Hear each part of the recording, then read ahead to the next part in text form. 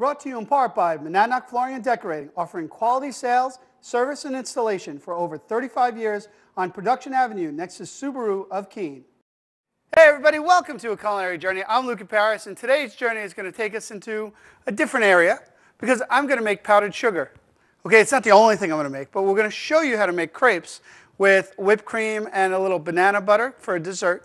But first, because someone asked me to make it, I'm going to make a baked ziti, but I'm going to do a little bit of twist to it. And guess what? I'm not going to use the oven. I'm going to show you how to do a nice baked pasta dish with a ricotta filled into it and some great flavors. So we're going to do cavatapi with marinara sauce, some peppers and onions, and then we'll add some ricotta to that. That's our first dish. And we're going to be making crepes. You're going to love it because your culinary journey starts now.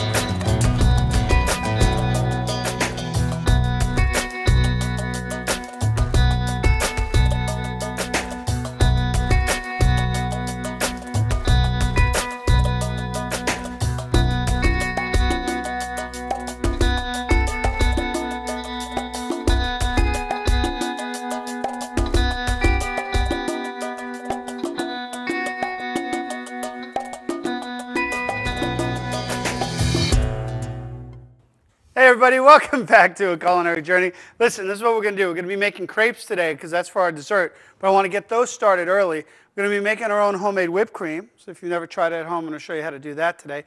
What's really important is that before you get started on your whipped cream, you need to put a whisk and a bowl and your heavy cream in the freezer. We'll talk about that a little bit later.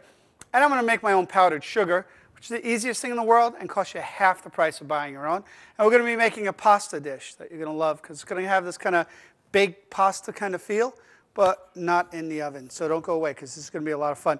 All right, so let's start off with our crepes. It's a real simple recipe. In this case, it's going to be, you have to pretty much stay along the lines of when you find a recipe for crepes, kind of follow it. This is one I use at home all the time. Again, it's very, very simple. And I like to use it. My daughter and I make it for breakfast. What are crepes, you might ask? Because some of you are watching the show going, well, maybe you should tell us what they are. Well, they're really thin pancakes. And that's basically what we're going to be making. So I have eggs. I have flour. Oh, I need to get some butter going, too. There you go. I have eggs and flour. And those are my first two ingredients. We're just going to whisk that together. All right? Again, it's just a simple recipe. And I just need some plain salt. I have a mixture of salt here, but I know I have somebody back there who could get me some plain salt. We have, it's a cup of flour, 2 eggs, half a cup of water, a half a cup of milk, and just like any pancake mix, you're just going to mix that together until it becomes nice and soft. And watch this. I'm going to go over here, get myself a little salt. I reach into my cupboard, and voila. Look at that. Not everybody has those at home. Put a little bit of salt in there. And then we're going to mix it, get rid of all our little lumps here. I'll get those. It's going to take a little bit of time. And we're going to make our batter. Now, the thing about crepes is that they need to be a light pancake batter. You're not looking for a very thick batter, so it should be somewhat liquidy. Some people like to put in all milk. The idea about the water, unless you're using like a 1% or a skim milk, it does break it down and make it a little more liquidy. So a cup of liquid to a cup of flour. If you do those as your measurements, you should be all set. Okay, so the only other thing we need to do is add a little bit of butter to this. So it needs to be a softened butter, a couple of ounces of butter. And what I'm going to do is soften. It's a melted butter. So I got my pan, which I'm going to use the crepes in here too. And I'm going to melt a couple ounces of butter I need. Just kind of don't let it touch the heat too much because you don't want to cook the butter. Just want to melt it, all right? So I had it perfect. Look at that. It just came right down. So I'll let that cool just a bit as I mix, and then we're going to add our butter. Those are your main ingredients. Now you could add different flavors to them. You could work with different flour. I've done chickpea crepes before. You could do that too with a chickpea flour. If you have gluten allergies, there are nice flours you could use to make the crepes because we don't need this to rise at all. We want these to be very, very thin. really thin pancakes. Okay, whisk in our butter, and we've actually pre-buttered our pan. Now the one thing about crepes is the first one you make is never the best one you make. Does that make any sense? Just like pancakes. You ever make pancakes at home and that first one that's your tester, that's the one you get to keep, and then the ones you make for the kids are all a little different. First one always comes out a little different than the rest. So let's get a small scoop, a couple of ounces to the pan. We want to make sure it's nice and thin, and then we use a little method of you start in the middle, and then you let it stretch out to the whole pan. Maybe we need a little bit more. This is a big pan. Kind of let it stretch out and get itself cooking in the butter. So we'll see how this one comes out, and we'll come back to it in a second. Don't go away, because there's going to be a lot of cool stuff going on. While that's working, what we're going to do is get our crepes ready, right? And then later on in the show, we're going to put together a nice filling for the crepes of butter, brown sugar, and bananas. Real simple. So we have it on, but you see how already that crepe is starting to hold its form? See that? Just holding its form and moving around in the butter. I want to get it brown on one side. We're going to flip it over and get it brown on the other side. What I do with the crepes, though, I'll take a paper towel, and I'll put one on each layer. And then this way I could go back and sear them a little bit more later on. Because right now I just want to keep them going. Let's see how we did here. Oh, look at that. I could go a little bit thinner if I want.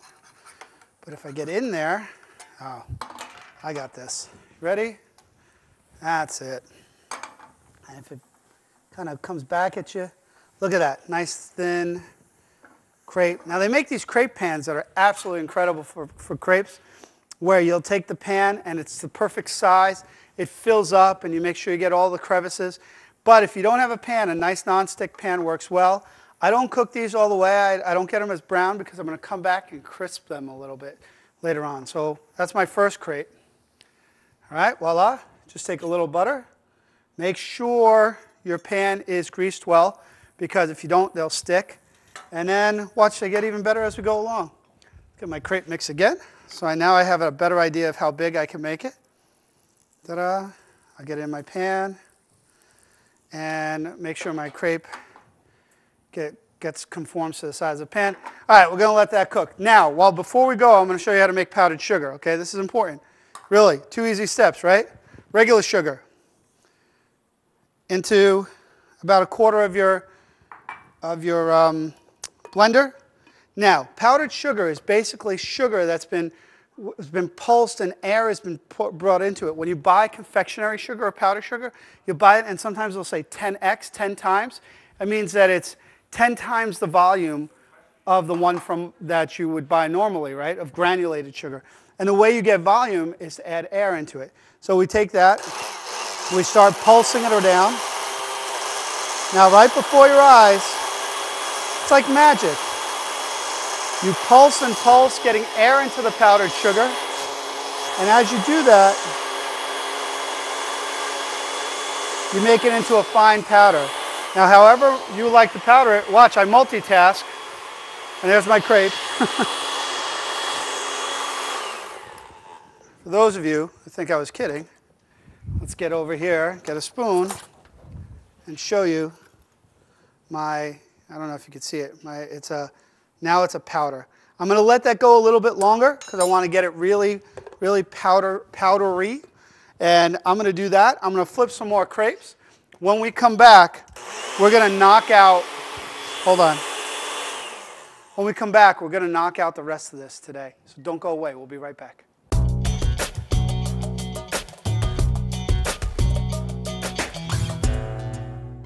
Hey everybody, welcome back to A Culinary Journey. Okay, so we're going on here. We made our crepes. Check those out, huh? Those aren't bad. We're going to sear them up a little bit more in a little bit. We got about 4 of those on there. I got one last one here. This one's a real big boy. What's great is you can make them as thick or as thin as you want. Again, these are pancakes. My daughter and I, when we're home, we love to make crepes and then fill them with stuff instead of making pancakes, because you could roll them. They work great as something you could stuff, as well as just by themselves. The other day we made crisp crepes where I seared them in butter again, because we would hold them because we make a big batch. Sear them in butter till they get really crispy and just put a little bit of powdered sugar on it.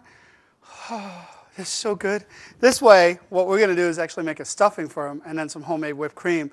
We made our powdered sugar. I don't know if you can see that. It's nice and fluffy and powdery. Again, if you buy the sugar out there, they cost about the same price per, a bag and a bag. You're paying around the same price, but the weight volume of the actual sugar is a lot less. So you're using a lot less sugar. You'll absolutely love making your own powdered sugar because then you have it, it's fresh, it's there, boom, done, good to go. And it doesn't add any cornstarch, as with some of those sugars out there have cornstarch as a filler. So we don't have that. We have some pasta going in over here. Let's see, we have our Cavatapi pasta cooking for our bake. All right, that's almost ready. We'll just let that finish cooking in there. And then we're going to start our bake right here. It's going to be a bake in the pan. These are the ingredients we're going to use. We're going to put in some shallots in there. And you could put in your own favorite marinara sauce if you like. I love the one that I make, so I always keep that around. And I'm going to need some cheeses too, some Parmigiano cheese. And I know my buddy Piner on the side, if he's anywhere seeing me, he'll help me out with that. Let's put a little oil in here.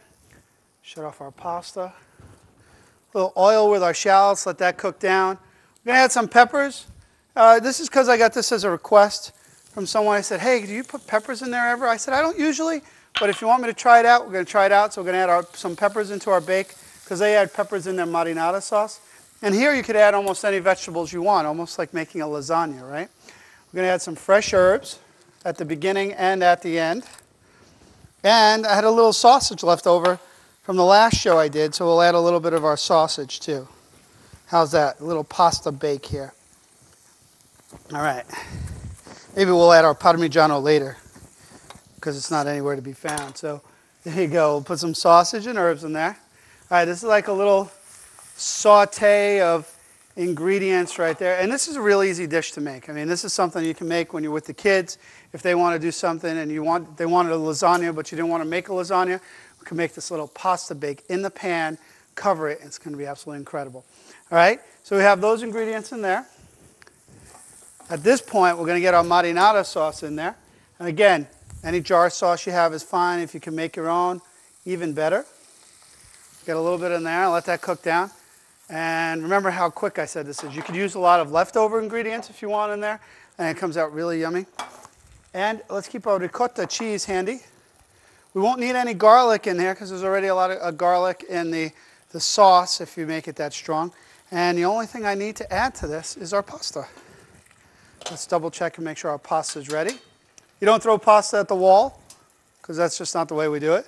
Especially this kind, it won't stick. I want to always check to make sure it's almost a little al dente. Perfection. Salted water. Hey, one of the things when you're making pasta at home, always remember, don't add any oil to the water because then the sauce won't adhere to it. You're going to take away, it's going to kind of, think about like when you put oil on your skin and then you try to grab at it. You're not going to be able to hold on tight, right? That's what's happening to the pasta. You want the sauce to hold on. And then you don't rinse your pasta either because you want the starch to stay on there because you're going to add that right to the sauce. And whether it's the way we're doing our bake here with our marinara or whether you're doing it with a regular sauce. Hey, Piner, I got any Parmigiano around? All right, that's my buddy. You want to add it to the sauce while it's cooking too because that heat is going to transfer and it's going to go right into it. Now, we have our nice flavors here. This is the easiest part of what we're doing today. Look at this. See? Look, I could get anything from there. So what I can do to this, what I'm doing to this now is I'm going to add my cheese to it. And we're going to create this like a baked ziti, right? We're going to add our ricotta there. And now we're going to let this finish cooking by itself. Little mix, and away we go. Wait till you see this come together afterwards. It's absolutely incredible. If you like a little more ricotta, we're going to add a little bit more to this. It's going to be one of the best baked zitis you've ever had. And all done on the stove top. If the kids like lasagna and you want to put some meat in here, you can do that too. But the ricotta is a big thing. I need more than that. Let's get that all in there. All right. And then a little more cheese. And we're going to come to this later. We want to let it finish cooking up here. This creamy, delicious baked pasta that we're going to have in here. Now, if you want to put it in the oven, feel free. I like to just leave it right there and let it finish off there. little more heat just in case. And it's ready to go. So when we come back, let's make those crepes. We'll take a bite of our baked pasta, and you're going to love what we come up with. Don't go away. We'll be right back.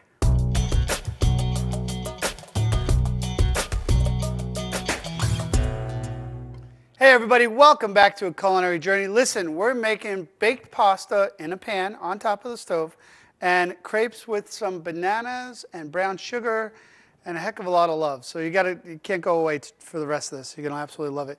In case you missed it early on, we started with this pasta dish, right? And here I have this Cavatapi with ricotta cheese, kind of just sitting here having a good time. I found some shredded mozzarella I want to put in there too. Just put it right on top. Cheesy pasta goodness, big Ziti style. You can't go wrong with that. You're going to absolutely love it. Here we made our crepes, right? It was an easy recipe. It's a cup of flour, half a cup of water, half a cup of milk. And we take those ingredients. We add 2 eggs to that, pinch of salt, and you're done. And you don't have to do anything else and just make them nice and thin. Now what we're going to do is we're going to take these crepes. You can actually hold them like that. I kind of put them between each of them with a paper towel. Put them in the refrigerator in an airtight container. You could hold those for up to 2 or 3 days. And then we're going to crispify them. That's a culinary term. Crispify them. We're going to do that, and then we're going to pop those with some bananas. And whipped cream. We're making our own homemade whipped cream. Made our own little powdered sugar.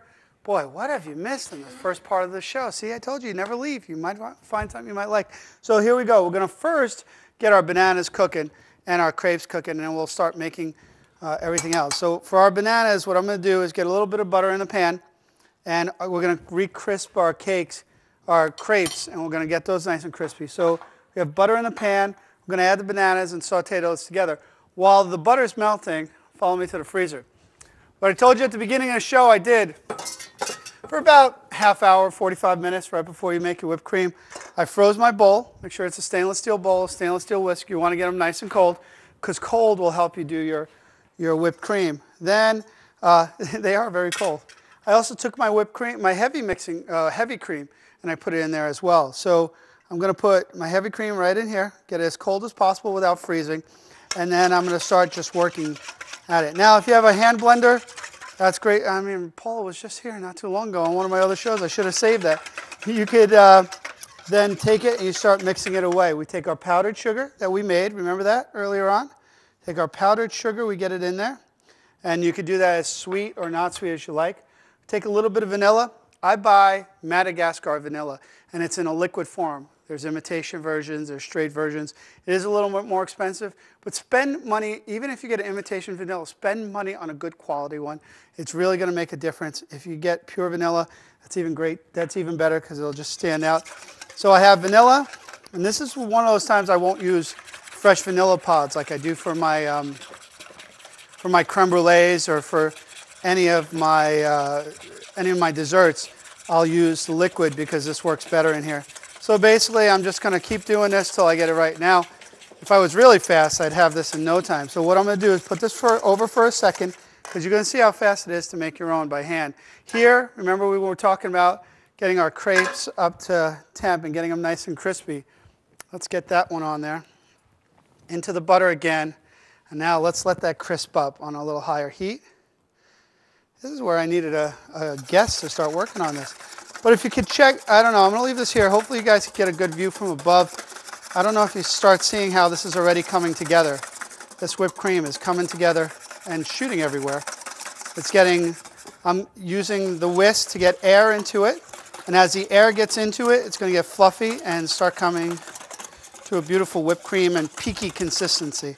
It's funny when people ask for whipped cream at the restaurant, I'll tend to walk out into the dining room with a bowl, a whisk, after I've seasoned it, and so they could see that I'm actually doing it, because we do it by hand at the restaurant as well, and it makes all the difference in the world when you're showing them you're actually making them whipped cream. It's not out of a bottle, and it's very easy to do. Now when you look for cream to whip, I use a heavy whipping cream. They'll show you that, or just heavy cream.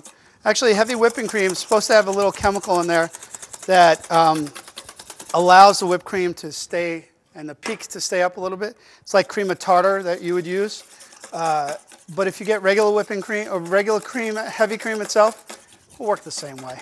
It's all about how much you put into it and how much of a mess. This is why I'm not allowed to do this at home. Whoop. All right, see it's coming together even better? You guys catch that? Now the trick here is to keep an eye on my crepes and get my bananas cooking. So let's let that pause. I'll come back to you in a minute, but it's already starting to get these little peaks, so it's cool to see that happen. Let's get one banana in there because we're going to do that for our crepe. And a lot like when you make a bananas Foster, butter, sugar, those kind of flavors are perfect in there. But since when I do this with my daughter, I don't break out the rum or anything like that. So I just do the brown sugar and the bananas, where I just cook the bananas a little bit in the butter, and then we add some brown sugar, and we'll add that inside our crispy crepe over here.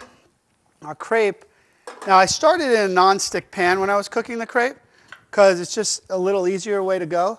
But when I want to get that crispiness from the crepe, I'll go to a pan, a stainless steel bottom pan, because I want the higher heat to make it crispy. So you're starting to see these sides get a little bit crispy. All right. Now I have my banana cooking in the butter, brown sugar, going to add to that. Whew, this is the most work I've done on a show yet. All right, let's get our whipped cream going. This is real time. Even when I'm stopping, I'm still going. And this is why you need a blender for this stuff. All right, so you can see it happening right in front of you where this is all working together. Now, I do recommend if you're doing this whipped cream at home, you do this in advance. It'll stay in your refrigerator up to a day. And if you start seeing that it's breaking down, all you have to do is re-whip it. You don't have to throw it away or anything. Look at that. That's looking awesome. Look, this is going to be beautiful. You're going to love it. Now, the brown sugar is going to cook down a little bit in here, too. We're going to shut that off because that's right where I want it. We'll add some brown sugar, almost make a caramel on top of the banana. And we'll let that cook down a little bit. Maybe a little more butter. Where's my butter over here? And then we'll put all our ingredients together.